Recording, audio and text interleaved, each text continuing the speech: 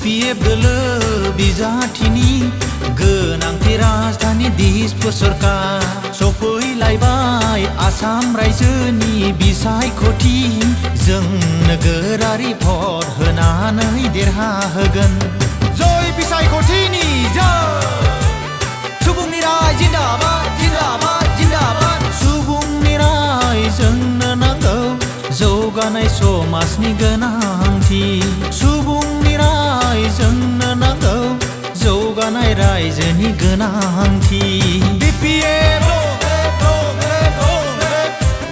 सुबुंनि राय जिन्दाबाद जिन्दाबाद जिन्दाबाद। जय बिसायख'थिनि जय, जय बिसायख'थिनि जय।